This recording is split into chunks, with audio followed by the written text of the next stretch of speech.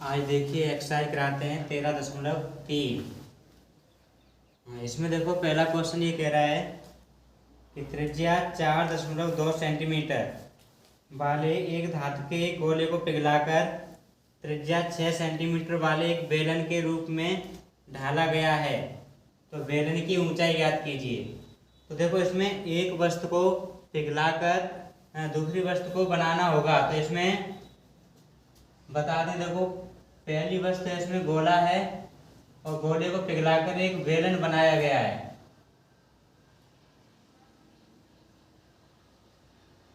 अब इस गोले को पिघलाकर ये जो बेलन बनाया गया है, तो जितना मटेरियल इस गोले में लगा होगा उतना ही पदार्थ इस बेलन को बनाने में लगेगा।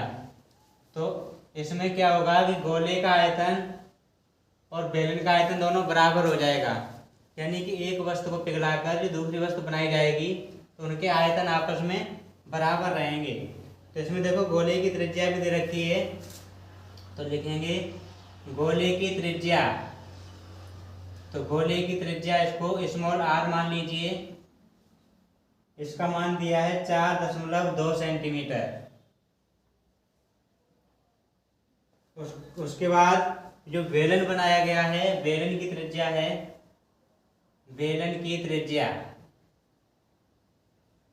इसको कैपिटल आर मान लीजिए, इसका मान दिया है 6 सेंटीमीटर। तो ये पूछ रहा है कि इसकी बेलन की ऊंचाई ज्ञात कीजिए।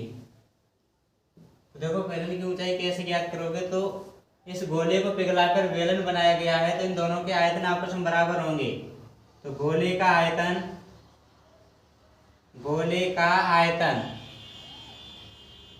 ये बराबर होगा बेलन के आयतन के, तो हो जाएगा बेलन का आयतन।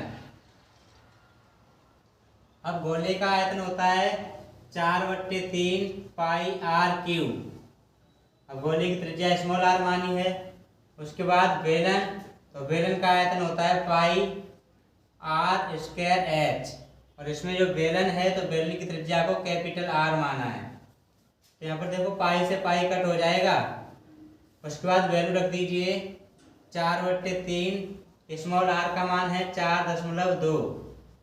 अब क्यू है तो 4 बार लिखोगे, 4.2 और 4.2 बराबर, इधर हो जाएगा आर स्क्वायर यानी कि 6 × 6, और एच का मान ज्ञात करना है। उसके बाद देखो एच का मान ज्ञात करोगे तो ये सब गुणा में है, इधर भाग में आ जाएगा। तो अभी देखो कुछ कटे तो काट दोगे, 3 से काट दीजिए, 3 × 3 और 3 × 4 12। ये हो जाएगा 4 × 1.4 और 4.2 इसके बट्टे में आ जाएंगे 6 × 6। तो इधर बचेगा एच का मान। तो देखो एच का मान फिर हो जाएगा, काट दीजिए यहाँ पर फिर से, 3 से काटोगे, 3 दूनी 6 और 3 × 3, 3 × 4 12, फिर से 3 दूनी 6 और 1.4 हो जाएगा। उसके बाद यहाँ पर लिखोगे 4 यानी कि 2 दूनी 4, ये 4 भी कट जाएगा, तो बचेगा 1.4 × 1.4। तो एच का मान हो जाएगा 14 का क्यू करोगे, या तो क्यू कर दीजिए नहीं तो फिर मल्टीप्लाई कर दीजिए। तो 14 का जो मल्टीप्लाई करोगे आप तो 1.4 का 1.4 में करोगे तो हो जाएगा 1.96। तो एच का मान हो जाएगा, फिर से इसका मल्टीप्लाई कर दीजिए तो हो जाएगा 2.744 सेंटीमीटर। ये बेलन की ऊंचाई हो जाएगी। कर लीजिए इसको।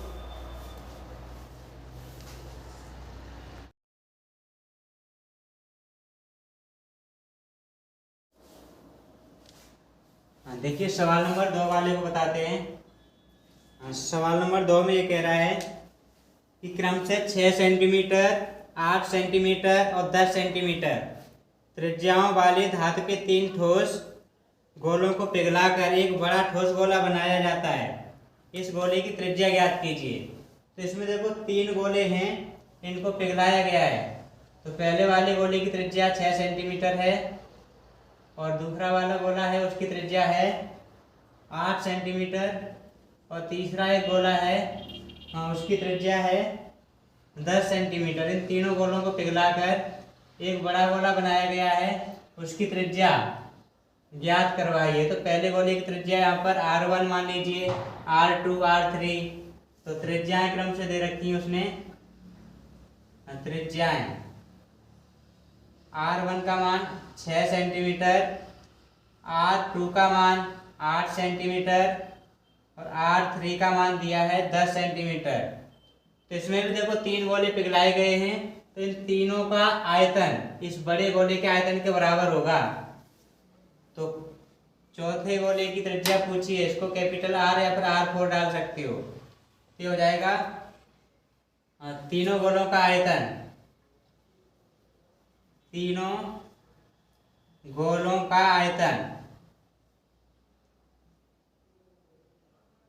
आयतन ये बराबर हो जाएगा बड़े गोले के आयतन, बड़े गोले के आयतन के बराबर, बड़े गोले का आयतन।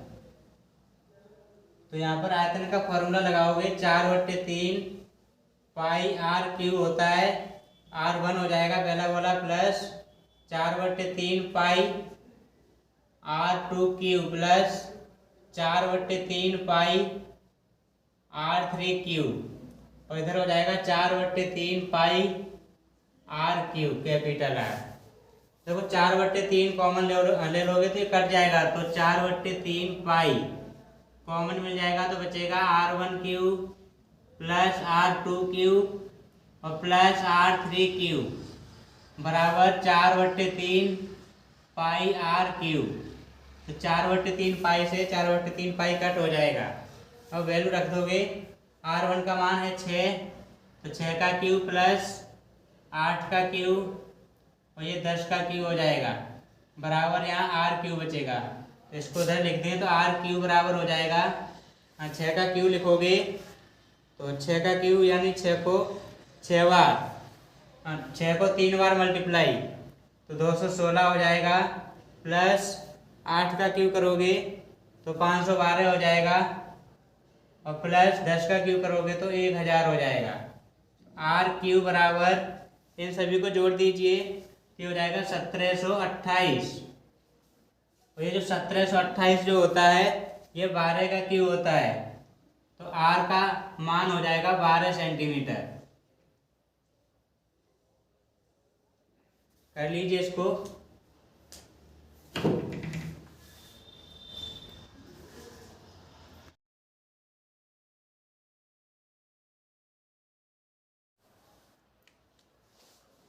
चलो देखो सवाल नंबर 3 वाले को बताते हैं।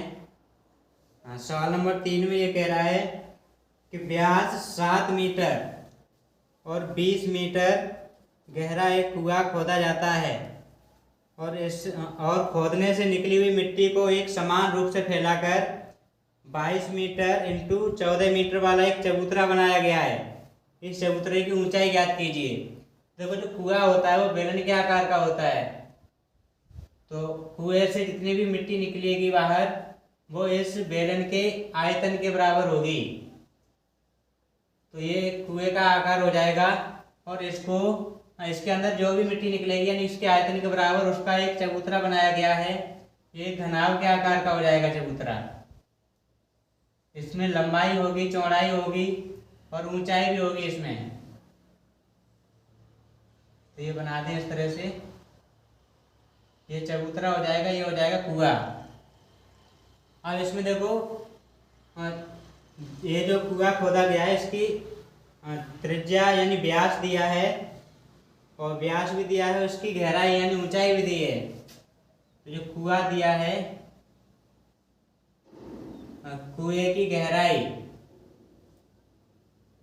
h मान लीजिए, इसका मान दिया है उसने 20 मीटर, और इसकी त्रिज्या यानी व्यास दिया है 7 मीटर, तो फिर त्रिज्या का मान हो जाएगा 7/2 मीटर।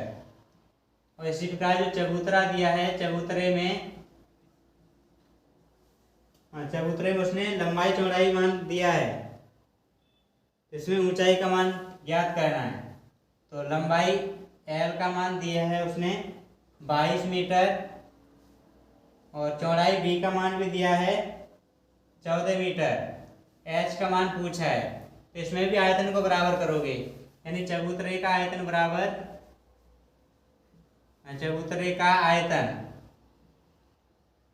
ये बराबर हो जाएगा कुएं के आयतन के बराबर, कुएं का आयतन। अब चबूतरा एक घनाभ के आकार का है तो घनाभ का होता है LBH, और कुआं है बेलन के आकार का तो बेलन का होता है पाई आर स्क्वायर एच।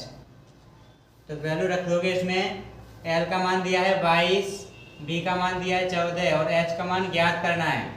पाई का मान 22/7 और R का मान 7/2, स्क्वायर है तो 2 बार लिखोगे 7/2, और H का मान भी दिया है 20। तो यहाँ पर देखो ये 22 से ये 22 कट जाएगा, ये 7 से ये 7 कट जाएगा, तो अभी ये बचेगा 14 इंटू एच बराबर, ये ऊपर बचेगा 7 इंटू 20 और नीचे हो जाएगा 2 दूनी 4, 4 से काट दीजिए, 4 पंजे 20, तो ये हो जाएगा एच 14 इंटू एच बराबर 7 पंजे 35, तो इधर करते हैं, देखो 14 इंटू एच बराबर 35 और एच का मान ज्ञात करोगे तो 35/14 हो जाएगा, 7 दूनी 14 और 7 पंजे 35, एच का मान हो जाएगा 5/2 मीटर, या फिर भाग लगा दोगे तो 2.5 मीटर हो जाएगा। कर लीजिए, एच का मान हो जाएगा ये।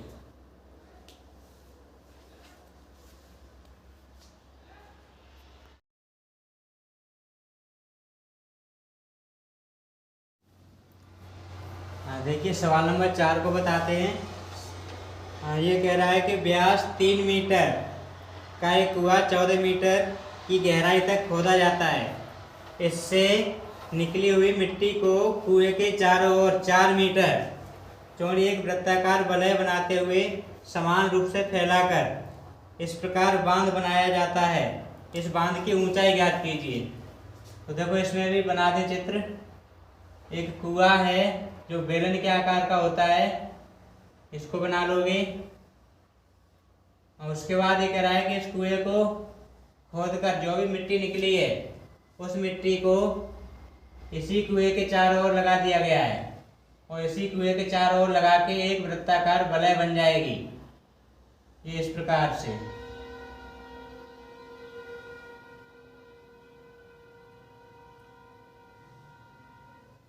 और हो सकता है कि थोड़ी बहुत ऊंचाई तक भी जाए, क्योंकि आयतन है और यानी जो भी मिट्टी निकलेगी वो कुछ तो ऊंचाई तक जाएगी इसमें।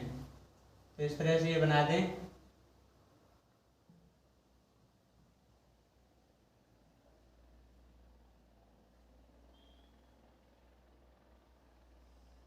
ये मिट्टी इस कुएं के चारों ओर लगा दी गई इतनी ऊंचाई तक।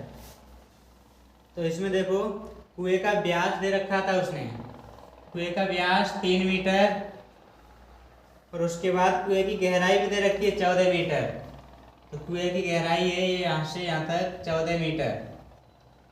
तो जितनी भी इस कुएं का आयतन होगा उतनी मिट्टी का आयतन होगा, और उसी मिट्टी को ये चारों ओर लगा दिया गया है जो एक खोखला बेलन बन जाएगा, तो इसी के आयतन के बराबर हो जाएगा। तो इसकी ये ऊंचाई पूछिए कितनी ऊंचाई तक लगाया जाएगा इसे। यहाँ पर एच का मान पूछा है, और उसने ये भी दिया है कि चारों ओर 4 मीटर चौड़ी वृत्ताकार वलय बनाई गई है, यानी यहाँ से यहाँ तक इसकी जो चौड़ाई है वलय की वो 4 मीटर है, जबकि आंतरिक जो वृत्त है इस वाले की त्रिज्या 3/2 हो जाएगी, 3/2 मीटर, क्योंकि इसका व्यास है। तो इसमें भी लिख लेंगे पहले बेलन में, बेलन की ऊंचाई,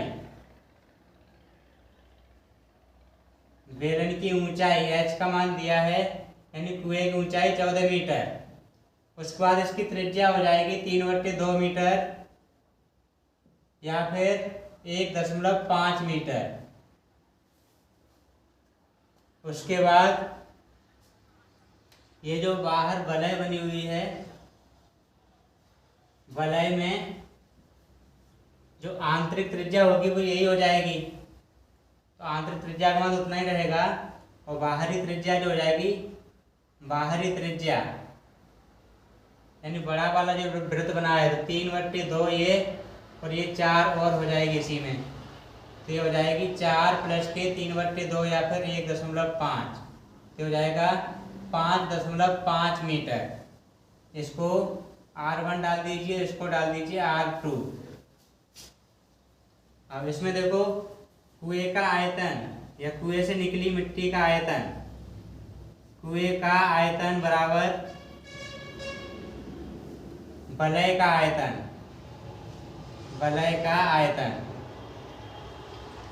तो ये जो चारों ओर जो वलय बनी हुई है इसके आयतन के बराबर है, जितनी मिट्टी इससे निकलेगी उतनी ही चारों ओर लगा दी जाएगी।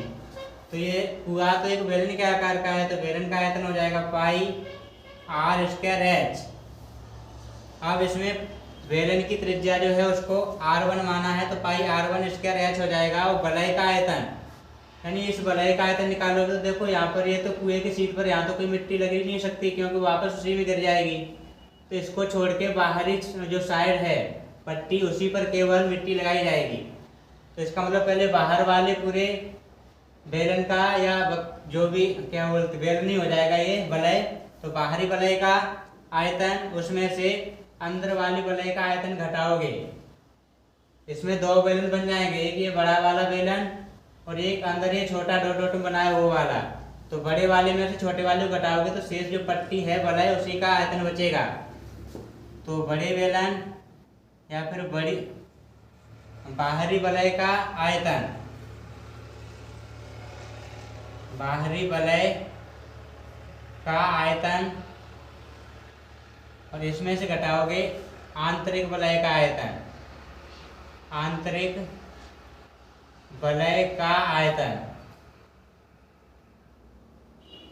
तो ये देखो πr1²h हो जाएगा बराबर, अब दोनों ही ये बेलन है तो बाहरी वलय के लिए पाई यानी πr² और बाहरी वलय को माना है R2, तो πr2²h। अब इसको भी h1 डाल दीजिए क्योंकि इसमें भी ऊंचाई है, h2। तो ये h2 हो जाएगा, ये h1 माइनस ये हो जाएगा पाई आंतरिक वलय के लिए त्रिज्या हो जाएगी R1, R1²h2, दोनों के लिए ऊंचाई यही सेम रहेगी।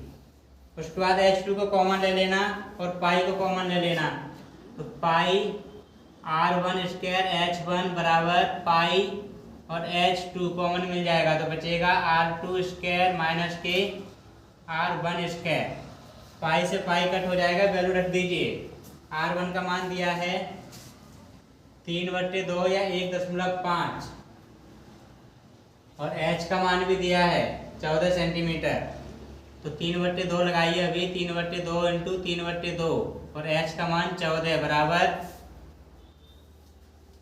h2 का मान ज्ञात करना है। R2 का मान है 5.5, तो 5.5 इंटू 5.5 माइनस R1 का मान है 1.5।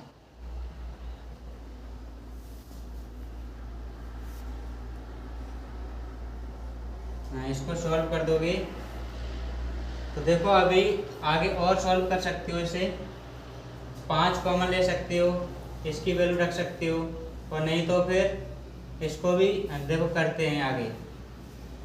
3 × 9 और 2 दूनी 4 इंटू 14 बराबर ये h2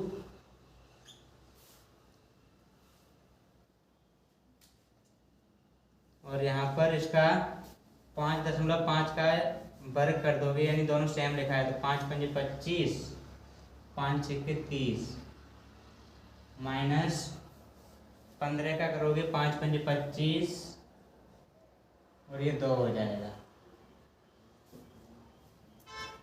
तो यहाँ पर ये 14 था, 2 से काट दोगे तो 7 हो जाएगा। 9 × 7 = 63/2 बराबर H2। हाँ, इधर देखो ये घटाओगे तो 25 से हट जाएगा, केवल 28 बचेगा। तो 28 को इधर लेके आओगे तो बट्टे में आ जाएगा, तो H2 का मान हो जाएगा 63/2 इंटू ये 28 हो जाएगा। हाँ, अभी भी काट सकते हो इसको, 3 से काट दो, 3 से नहीं कटेगा अभी, 9 से भी नहीं।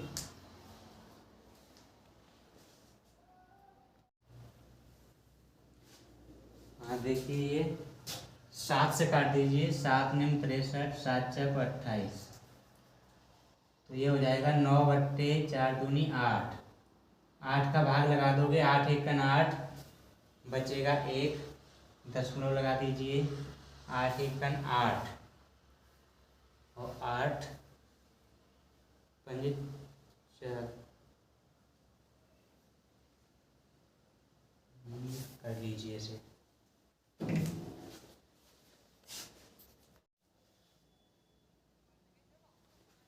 या तो इतना ही रखिए, अगर और आगे बढ़ाना चाहो तो ये हो जाएगा 2.5 सेंटीमीटर, यानी H2 का मान हो जाएगा 1.125 सेंटीमीटर में दिया है सब, तो सेंटीमीटर नहीं मीटर हो जाएगा।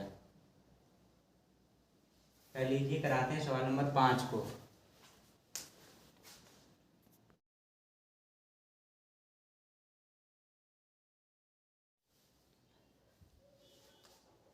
देखो सवाल नंबर 5 वाले को देखो, इसको पहले पढ़ते हैं। ये कह रहा है व्यास 12 सेंटीमीटर और ऊंचाई 15 सेंटीमीटर वाले एक लंबवृत्तीय बेलन के आकार का बर्तन आइसक्रीम से पूरा भरा जाना है। इस आइसक्रीम की ऊंचाई 12 सेंटीमीटर और व्यास 6 सेंटीमीटर वाले शंकुओं में भरा जाना है, जिनका ऊपरी सिरा अर्धगोलाकार होगा। उन शंकुओं की संख्या ज्ञात कीजिए जो इस आइसक्रीम से भरे जा सकते हैं। तो इसमें देखो, सबसे पहले उसने आइसक्रीम के लिए एक डिब्बा बता दिया कि किसी बेलनाकार डिब्बे में भरी हुई है, लंबवृत्तीय बेलन के आकार का है, यानी कि एक बेलनाकार डिब्बा है, इसमें कोई आइसक्रीम भरी हुई है।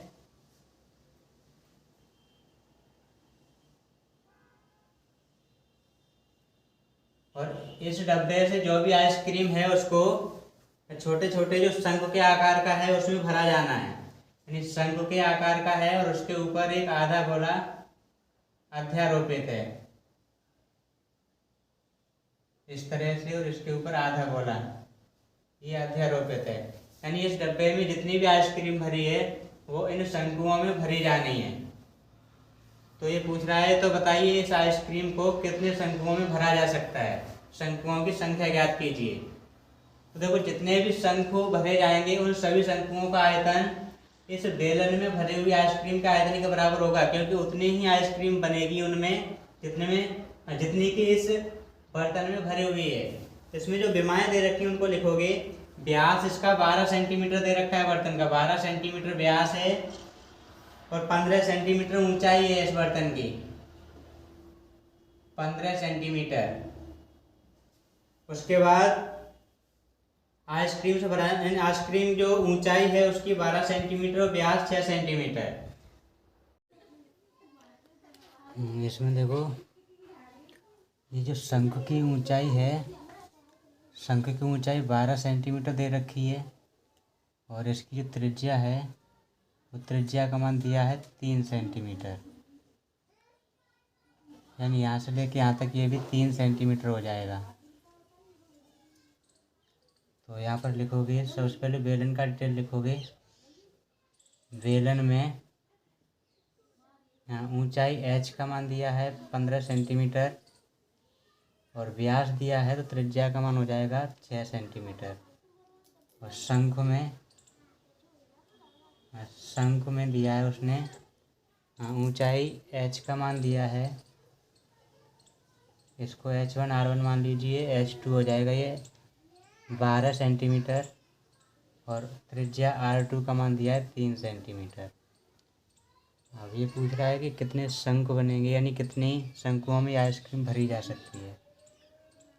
तो ये मान के चलो कि माना n शंकुओं में, माना n शंकुओं में आइसक्रीम भरी जा सकती है।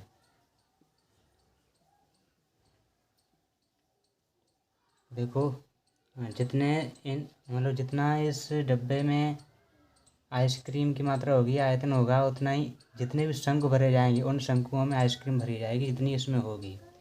तो ये हो जाएगा n शंकुओं का आयतन, n शंकुओं का आयतन, और ये हो जाएगा बेलन का आयतन, बेलन का या बर्तन का। तो यहाँ से जब n का मान ज्ञात करोगे तो अभी देखो रख दें वैल्यू पहले n इंटू, अब इन शंख का आयतन निकालोगे तो इसमें एक शंख है और आधा गोला है। तो शंख का होता है 1/3 पाई आर स्क्वायर एच, और शंख में h2 माना है, r2 माना है, प्लस आधे गोले का हो जाएगा 2/3 पाई आर क्यू यानी r2 हो जाएगा, बराबर बेलन का पाई आर स्क्वायर एच, और बेलन में r1 h1 माना है। तो पाई को कॉमन लोगे और 1/3 और आर स्क्वायर भी कॉमन मिल जाएगा। तो यहाँ से कॉमन मिलेगा पाई r2 स्क्वायर बट्टे 3। तो यहाँ पर बचेगा h2 प्लस के 2r2 बचेगा। यहाँ पर पाई r1 स्क्वायर और h1 हो जाएगा। देखो पाई से पाई काट दोगे, वैल्यू रख दोगे। अब हाँ, जब वैल्यू रखोगे तो n इंटू r2 का मान है 3 और स्क्वायर है तो 3 बार हो जाएगा, और ब्रैकेट में h2 का मान भी है 12, और 2 इंटू r2 का मान है 3 बराबर r1 स्क्वायर यानी 6 इंटू 6, और इंटू में h1 का मान 15 है। यहाँ देखो 3 से ये 3 कट हो जाएगा, n का मान ज्ञात करोगे तो ये सब बट्टे में पहुँच जाएगा। तो इधर कर दें, देखो n बराबर हो जाएगा 6 इंटू 6 इंटू 15 बट्टे में हो जाएगा 3 हो जाएगा ये, इंटू 3 दूनी 6 और ये 18 हो जाएगा। तो यहाँ पर देखो 6 से ये काटोगे तो 6 की 18, और फिर से काटोगे ये 3 दूनी 6 और 3 एकन 3। तो n बराबर यानी 3 ये भी काट दीजिए, 3 पंजे 15, तो 5 दूनी 10 यानी शंकुओं की संख्या आ जाएगी 10। n का मान 10 हो जाएगा। कर लीजिए इसको।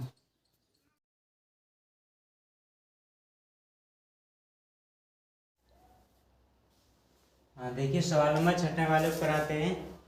हाँ 6 वाले में कह रहा है कि विमाओं 5.5 centimetre into 10 centimetre into 3.5 centimetre वाला एक घनाव बनाने के लिए 1.75 सेंटीमीटर व्यास और 2 mm मोटाई वाले किसी चांदी के सिक्कों को पिघलाना पड़ेगा। कितने सिक्कों को पिघलाना पड़ेगा? देखिए जो सिक्के जो होते हैं वो बेलन के आकार के होंगे, तो जितने भी सिक्के पिघलाए जाएंगे उन सिक्कों का आयतन, ये जो बनाया गया है घनाव, उसी घनाव के आयतन के बराबर होगा। तो पहले बना दें, देखो एक घनाव बना दें। ये घनाव इसमें लंबाई चौड़ाई ऊंचाई तीनों अलग अलग होते हैं। ये हो जाएगा घनाव। उसके बाद ये एक सिक्का दिया है, उस सिक्के का चित्र बना दें। तो देखो सिक्का लगभग इस प्रकार का होगा। ये इसकी ऊंचाई कम होती है लेकिन ये बेलन के आकार का होता है। जो ऊंचाई होगी वही उसकी मोटाई होगी। तो देखो घनाव में जो विमाएं दी हैं पहले उनको लिखोगे घनाव में। तो घनाव में देखो लंबाई चौड़ाई ऊंचाई सभी का मान दिया है LBH का। तो L का मान है 5.5 सेंटीमीटर और B का मान है 10 सेंटीमीटर और H का मान दिया है 3.5 सेंटीमीटर और सिक्के में दिया है सिक्के में, तो सिक्के में देखो मान दिया है उसने 1.75 सेंटीमीटर व्यास, यानी व्यास का मान दिया है 1.75 सेंटीमीटर। तो इसमें त्रिज्या का मान हो जाएगा 1.75 बट्टे में 2 सेंटीमीटर। उसके बाद उसकी ऊंचाई यानी मोटाई जो दी है वही उसकी ऊंचाई होगी। तो h बराबर दिया है इसमें मोटाई 2 mm।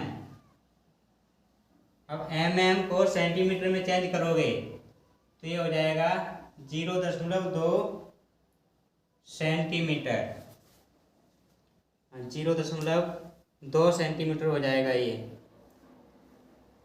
तो इसमें देखो ये जो घनाभ का आयतन है, यानी कि कितने सिक्के पिघलाने पड़ेंगे ये कह रहा है, कितने सिक्के पिघलाने पड़ेंगे। तो माना पिघलाए गए सिक्कों की संख्या n है, तो माना सिक्कों की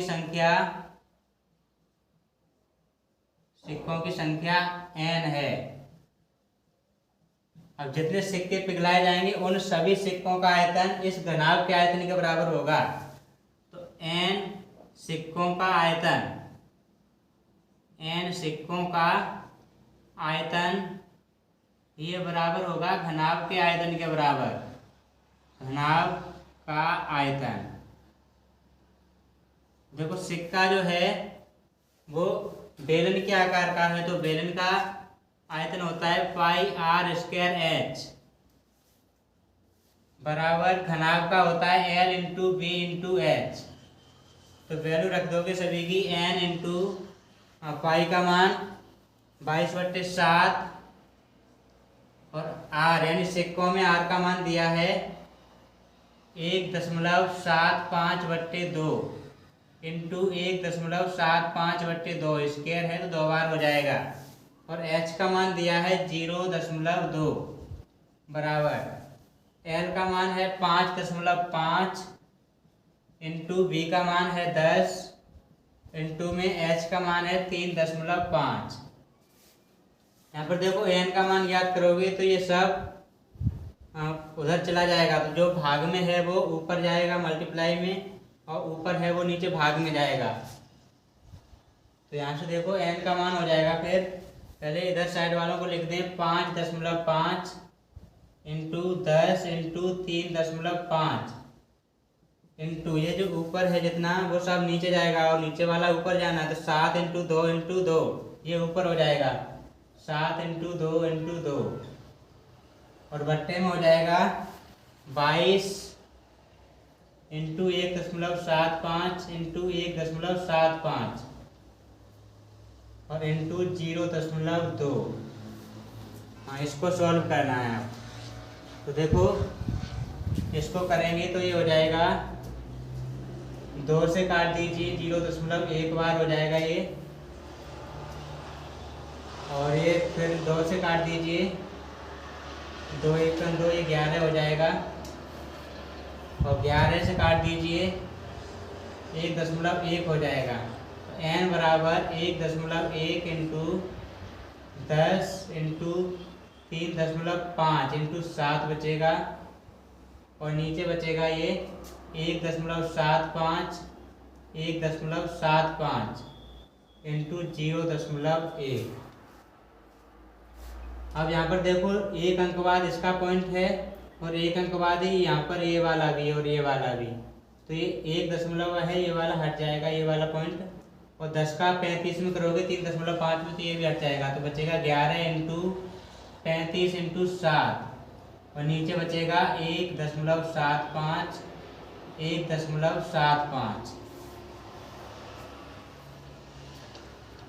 फिर देखिए काट देंगे 5 से,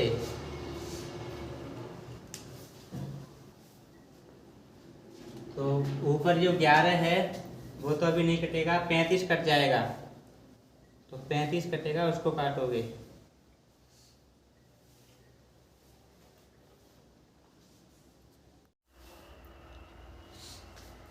यहाँ पर देखो ये जो 11 से काटा था तो 1.1 नहीं 0.5 बार कटेगा, यहाँ पर 0.5, यानी केवल पॉइंट हटेगा तो केवल 5 बचेगा।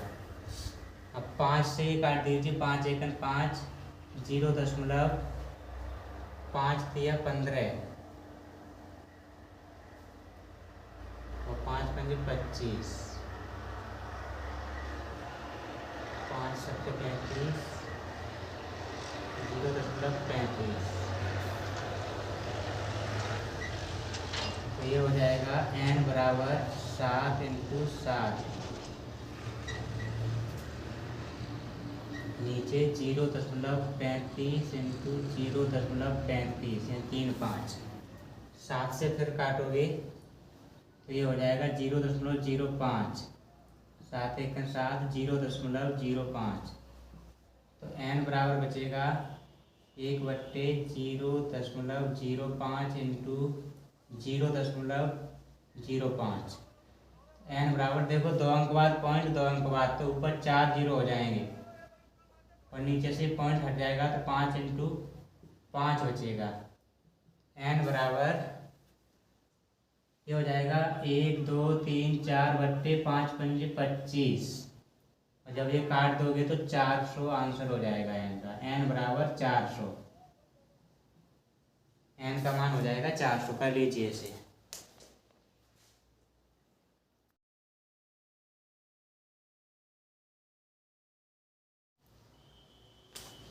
देखो सवाल नंबर 7 वाले को बताते हैं। ये कह रहा है 32 सेंटीमीटर ऊंची और आधार की त्रिज्या 18 सेंटीमीटर वाली एक बेलनाकार बाल्टी रेत से भरी हुई है। इस बाल्टी को भूमि पर खाली किया जाता है और इस रेत की एक शंक्वाकार ढेरी बनाई जाती है। यदि शंक्वाकार ढेरी की ऊंचाई 24 सेंटीमीटर और इस ढेरी की त्रिज्या तो इस ढेरी की त्रिज्या और रेत की ऊंचाई याद कीजिए। देखो एक बाल्टी है, वो बेलन के आकार की है और इसमें रेत भरा हुआ है। तो इस बाल्टी में उतना ही रेत होगा जितना कि इस बाल्टी का आयतन होगा। तो इस रेत को कहीं पर जमीन पर डाल दिया जाता है तो एक शंक्वाकार यानी कि ढेरी बन जाती है। तो ये हो जाएगा इस तरह से। जब इस बाल्टी को खाली किया जाता है तो इस तरह से ये रेत एक शंख के आकार का हो जाता है। तो जितना भी रेत तो वो बड़ा सा बना दें इसको भी, यानी कि दोनों के आयतन बराबर होंगे। इसमें जितना कि इस बाल्टी में रेत भरा हुआ है, इस बाल्टी का आयतन होगा उतना ही उस रेत का होगा, और वही रेत यहाँ पर जमीन पर गिराया गया है तो वही रेत के बराबर इसका भी आयतन होगा, इस रेत का आयतन होगा उतना ही। तो बेलन का आयतन बराबर शंख का आयतन हो जाएगा इसमें। तो इसमें जो विमाएं दे रखी हैं उसको पहले लिखोगे। देखो बेलन में, पहले बेलन में या फिर बाल्टी में। तो बेलन में यानी कि बेलन है वही बाल्टी का आकार है। तो इसमें दिया है उसने 32 सेंटीमीटर ऊंची है, यानी h का मान है 32 सेंटीमीटर, और जबकि त्रिज्या का मान दिया है 18 सेंटीमीटर। तो 18 सेंटीमीटर त्रिज्या हो जाएगी। तो इसको R1 H1 डाल दीजिए और उसके बाद शंख में भी कुछ उसने दिया है। तो शंख में कह रहा है कि इस रेत को जब पलटा जाता है तो 24 सेंटीमीटर ऊंची एक ढेरी बन जाती है। 24 सेंटीमीटर ऊंचाई दी है और त्रिज्या R2 का मान ज्ञात करवाया है। कितनी इसकी त्रिज्या होगी शंख की, और त्रिज्यक ऊंचाई L का मान भी ज्ञात करवाया है। तो इसमें बाल्टी का आयतन बराबर शंख का आयतन, यानी कि बेलन का आयतन बराबर बेलन का आयतन, ये बराबर हो जाएगा शंख के आयतन के बराबर, शंख का आयतन। तो बेलन का आयतन होता है पाई r²h, और बेलन के लिए R1 H1 माना है, और शंख का होता है 1/3 पाई r²h, और ये 2 हो जाएगा। यहाँ पर पाई से पाई को काट दीजिए, वैल्यू रख दीजिए इसमें। तो वैल्यू रखोगे, R1 का मान 18 दिया है तो 18 × 18 हो जाएगा, और H1 का मान दिया है 32, 1/3 R2 का मान ज्ञात करना है, और H2 का मान 24 दिया है। तो 3 से ये काट दीजिए, 3 × 18, 3 × 7 = 21, 3 × 8 = 24, 8 बार कट जाएगा। और 8 से ये 32 काट दोगे 4 बार तो हो जाएगा 18 का वर्ग। यहाँ पर 18 का मल्टीप्लाई करोगे आपस में तो 8 अट्ठे 64, 8 अट्ठे 64, 8 दूनी 16,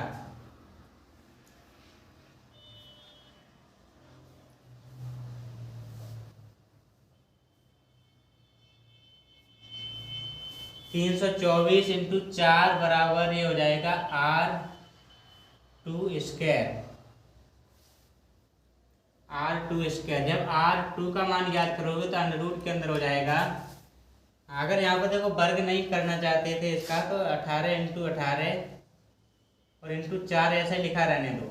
18 इंटू 18 इंटू 4 को 2 इंटू 2 लिख दीजिए। तो जब बाहर आएगा ये तो देखो एक 18 का जोड़ा बन जाएगा, एक 2 का बन जाएगा, तो 18 इंटू 2 हो जाएगा तो हो जाएगा 18 दूनी 36, यानी R2 का मान ज्ञात हो जाएगा 36 सेंटीमीटर हो जाएगा। R2 बराबर 36 सेंटीमीटर। अब उसने इसकी तिर्यक ऊंचाई पूछी है L, तो तिर्यक ऊंचाई L का फॉर्मूला होता है अंडर रूट के अंदर R स्क्वायर प्लस के H स्क्वायर। अब इसमें शंकु है तो शंकु में R2 H2 मान आता है, तो L बराबर हो जाएगा R2 का मान आया 36, 36 का स्क्वायर, H2 का मान है 24 का स्क्वायर हो जाएगा ये। हाँ, इसको कर दोगे सॉल्व। हाँ, तो 36 का स्क्वायर करोगे, उसके बाद 24 का स्क्वायर करोगे, और 36 और 24 जब दोनों का स्क्वायर करोगे उसको जोड़ दोगे तो 576। हाँ, 36 का स्क्वायर हो जाएगा 1296, 1296 प्लस के 576, इनको जोड़ दीजिए, उसका फिर वर्गमूल करोगे तो 1296 और प्लस 576 जब इसको जोड़ोगे तो ये हो जाएगा 1872। इसका वर्गमूल कर देना, तो वर्गमूल इसका करोगे यानी फैक्टर करोगे तो 12√3 सेंटीमीटर आएगा। देखो कैसे होगा बता दें ऐसे। 1872 इसका फैक्टर करोगे 2 से कटेगा 9 और 2 3 6, 2 छिक्के 12 हो जाएगा। फिर से 2 से काटोगे तो 2 चौक 8, 2 छिक्के 12, 2 अट्ठे 16, 2 से 2 दूनी 4, 2 3 6, 2 चौक 8, फिर 2 से काटोगे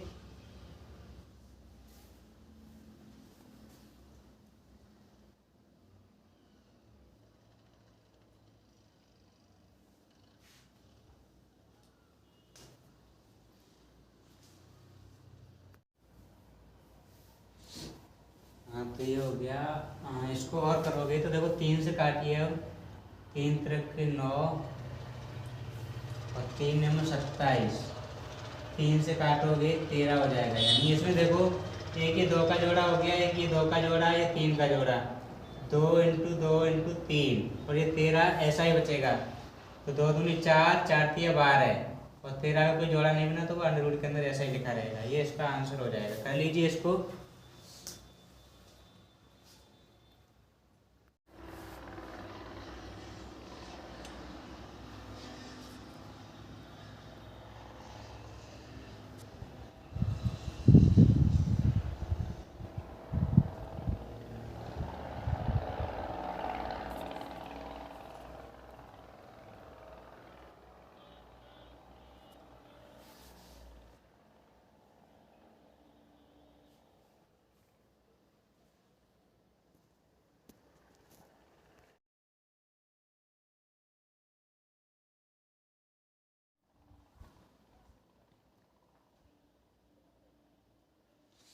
देखिए सवाल नंबर 8 वाले को बताते हैं। सवाल नंबर 8 वाले में कह रहा है कि 6 मीटर चौड़ी और 1.5 मीटर गहरी एक नहर में पानी 10 किलोमीटर प्रति घंटे की चाल से बह रहा है। 30 मिनट में ये नहर कितने क्षेत्रफल की सिंचाई कर पाएगी, जबकि सिंचाई के लिए 8 सेंटीमीटर गहरे पानी की आवश्यकता होगी। तो देखो एक नहर का चित्र बना लें। अभी ये मान के चलें, हाँ, नहर जो होती है वो एक घनाव के आकार की होगी, यानी इसमें जो पानी बह के जाएगा वो घनाव के आकार का। तो इस तरह से एक नहर का छोटा सा भाग ये बना दें, और इसमें लंबाई चौड़ाई दे रखी है उसने नहर की। तो चौड़ी है ये 6 मीटर और गहरी बताई है उसने घनाव के आकार की होगी। तो इस तरह से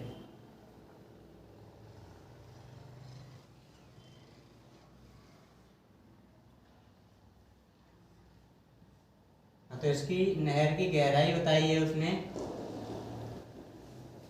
1.5 मीटर।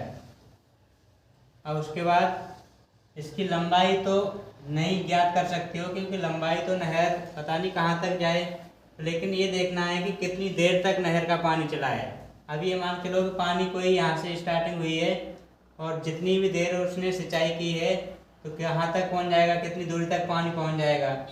तो उसके लिए उसने शर्त दे रखी है। देखो ये कह रहा है कि पानी की जो स्पीड है वो 10 किलोमीटर प्रति घंटे है, यानी जल की यानी पानी की गति है वो 10 किलोमीटर प्रति घंटे है। और जबकि उसने आधे घंटे तक यानी 30 मिनट तक, तो 30 मिनट तक सिंचाई की है, तो 30 मिनट में दूरी हो जाएगी, यानी 1 घंटे में 10 किलोमीटर है तो 30 मिनट में हो जाएगी 5 किलोमीटर या फिर 5000 मीटर। तो ये तो इसकी लंबाई L हो जाएगी, यानी जल इतनी दूरी तय करेगा जल। उसके बाद ये कह रहा है कि जो खेत में सिंचाई करनी है उस क्षेत्रफल को ज्ञात करना है, और उसकी ऊंचाई दे रखी है कि खेत में कितनी ऊंचाई तक पानी जाएगा, 8 सेंटीमीटर गहराई तक। तो ये जो नहर का पानी है, आधे घंटे में जितना पानी आया है नहर के पानी का आयतन ये बराबर हो जाएगा खेत में जितना भी पानी पहुंचा है उसके आयतन की, यानी उतना ही पानी पहुंचेगा जितना कि इस नहर में आधे घंटे में निकल के गया है। तो खेत के पानी का आयतन तो देखो नहर के पानी का आयतन ये तो एक घनाव के आकार की हो जाएगी LBH, और इधर खेत का पानी यानी कि लंबाई इंटू चौड़ाई L इंटू बी होगा, तो खेत भी घनाव के आकार का होगा। तो L इंटू बी होता है क्षेत्रफल यानी लंबाई इंटू चौड़ाई, और इंटू में गहराई H हो जाएगी। तो यहाँ पर वैल्यू रख दोगे तो नहर की लंबाई चौड़ाई गहराई सब दे रखी है उसने। L का मान आ गया है 5000 इंटू बी का मान है कितनी चौड़ाई है, तो 1.5 मीटर और 6 मीटर हो जाएगा। तो चौड़ाई और गहराई सब लिख दी। अब उसके बाद क्षेत्रफल इंटू H का मान यानी कि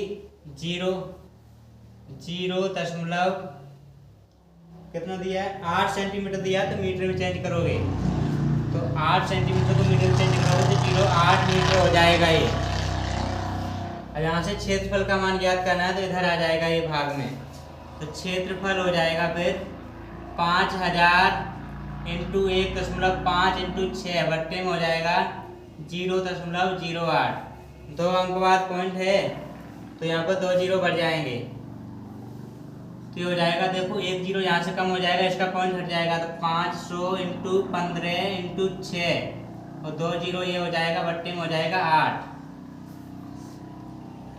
तो यहाँ पर क्षेत्रफल हो जाएगा फिर 15 5 75 00 इंटू 600 और बट्टे में हो जाएगा 8। तो क्षेत्रफल बराबर 00 ये और ये वाले दोनों जीरो, 6 पंजे 30 और 7 छिंग 42 43 44 45 बट्टे 8। तो क्षेत्रफल फिर हो जाएगा, जब 8 का इसमें भाग लगाओगे तो हो जाएगा 56 मीटर स्क्वायर। अगर मीटर स्क्वायर में पूछे तो सही है इतना, और हो सकता है कि हेक्टेयर में पूछ सकता है वो। तो जब हेक्टेयर में पूछेगा तो फिर क्षेत्रफल हेक्टेयर में हो जाएगा, यानी 562500। इसमें 100 × 100 इसका भाग लग जाएगा। 2 जीरो ये कट जाएंगे और 2 अंक इधर आ जाएगा, तो 56.25 हेक्टेयर इतना क्षेत्रफल हो जाएगा। कर लीजिए इसको।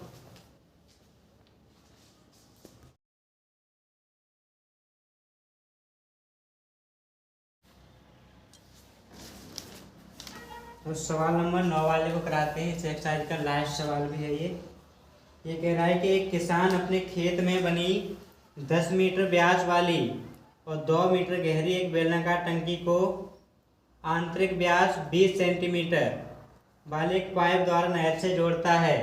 यदि पाइप में पानी 3 किलोमीटर प्रति घंटे की चाल से बहता हो तो टंकी कितने समय बाद पूरी भर जाएगी। देखो जो टंकी बनी हुई है वो भी एक बेलनाकार है, तो इस टंकी को बना लोगे और इसमें लंबाई चौड़ाई जो भी दी है उसको लिखोगे। तो इस टंकी का व्यास है 10 मीटर, 10 मीटर व्यास है इस टंकी का और गहराई है इसकी 2 मीटर, 2 मीटर इसकी गहराई है। ठीक, उसके बाद एक जो पाइप बना हुआ है उस पाइप को भी बना लोगे, क्योंकि पाइप भी एक बेलन के आकार का ही होगा। तो ये पाइप हो जाएगा और इस पाइप से पानी बह के जा रहा है, तो कितने समय में कितना पानी जाएगा तो वो ज्ञात करोगे। तो देखो इसका व्यास दे रखा है 20 सेंटीमीटर पाइप का। उसके बाद पानी जो जितना बह के जाएगा, पानी जितनी दूरी तय करेगा उतना ही इस पाइप जो बेलनाकार है उसकी गहराई हो जाएगी। तो सबसे पहले बेलन टंकी में देखोगे, टंकी में व्यास दिया है, व्यास 10 मीटर, तो त्रिज्या R1 मान लीजिए हो जाएगी 5 मीटर और इसमें गहराई H1 मान लीजिए 2 मीटर। उसके बाद उस पाइप में देखोगे तो पाइप में ये हो जाएगा, इसकी व्यास दिया है तो व्यास है इसका 20 सेंटीमीटर, तो इसकी त्रिज्या हो जाएगी फिर R2 मान लीजिए इसको 10 सेंटीमीटर। और जब इसको मीटर में चेंज करोगे, क्योंकि ऊपर सभी मीटर में दिया है, तो ये मीटर में चेंज करोगे तो R2 का मान हो जाएगा 0.1 मीटर, क्योंकि सेंटीमीटर में 100 का भाग लगाओगे तो ये मीटर बन जाएगा। उसके बाद इसकी गहराई ज्ञात करोगे तो उसमें चाल दे रखी है, चाल यानी गहराई, इस पाइप की गहराई यानी कि जो पानी द्वारा जितनी भी दूरी तय की जाएगी तो वो दूरी होगी वही इसकी गहराई होगी। तो चाल बराबर दे रखी है उसमें 3 किलोमीटर प्रति घंटा। जो किलोमीटर प्रति घंटा दिया है, जबकि सब मीटर दिया है, तो इसको मीटर प्रति सेकंड में चेंज करोगे तो चाल को मीटर प्रति सेकंड में चेंज करने के लिए 5/18 का मल्टीप्लाई करना होता है, तो मीटर प्रति सेकंड हो जाएगा। 3 से काट दीजिए तो 3 × 18 ये हो जाएगा 5/6 मीटर प्रति सेकंड। अब यहाँ पर गहराई ज्ञात करनी है यानी दूरी, तो दूरी बराबर होगा चाल इंटू समय, और ये चाल ज्ञात है और समय t हो जाएगा। तो यहाँ से देखो दूरी हो जाएगी, फिर दूरी बराबर चाल का मान है 5/6 और समय t मान लीजिए, तो ये जो दूरी है यही इसका गहराई H2 हो जाएगी। तो इसमें भी समय पूछा है तो समय t का मान ज्ञात करोगे तो देखो टंकी में जितना पानी बनेगा उसका आयतन, और ये बराबर होगा जितना भी इस पाइप द्वारा जितना भी जल जाएगा उस जल का आयतन। तो टंकी का आयतन या फिर इसका पानी का आयतन, पानी का आयतन ये बराबर होगा टंकी के आयतन के बराबर, टंकी के आयतन, टंकी का आयतन। तो पानी का आयतन ये भी एक बेलन है, तो बेलन का होता है πr²h, और बेलन वाले में यानी कि पाइप वाले में जो माना है इसमें R2 और H2 माना है, तो R2 हो जाएगा H2 हो जाएगा। उसके बाद टंकी का आयतन ये भी एक बेलन है πr²h, और टंकी वाले में R1 H1 माना है, पाई से पाई कट हो जाएगा, वैल्यू रख दीजिए। तो R2 का मान है 0.1 स्क्वायर है तो 2 बार हो जाएगा। H2 का मान आया है 5/6 इंटू टी बराबर R1 का मान है 5, तो 5 इंटू 5 हो जाएगा, और H1 का मान है 2 मीटर। तो यहाँ पर देखो 5 से ये 5 कट हो जाएगा और ये सब उधर भेज दीजिए, तो टी का मान हो जाएगा फिर 5 दूनी 10 बट्टे में 0.1 0.1, और ये 6 भाग में तो ऊपर हो जाएगा गुणा में। अब टी का मान ज्ञात करोगे तो देखो यहाँ पर 1 अंक बाद पॉइंट, ये भी 1 अंक बाद, 2 अंक बाद हो जाएगा तो 2 जीरो बढ़ जाएंगे, तो 2 जीरो बढ़ेंगे तो ये 2 जीरो यहीं पर बढ़ा दिए इंटू 6, और बट्टे में फिर 1 इंटू 1 बचेगा। तो समय टी बराबर हो जाएगा 6 का मल्टीप्लाई करेंगे तो 6000 सेकेंड। जब 6000 सेकेंड को मिनट में चेंज करोगे तो टी बराबर हो जाएगा 6000/60, तो 6 का इसमें भाग लगा दोगे 60 का तो ये 100 हो जाएगा, तो टी बराबर 100 मिनट, तो टी का मान हो जाएगा 100 मिनट, यानी 100 मिनट में ये टंकी भर जाएगी। कर लीजिए इसको।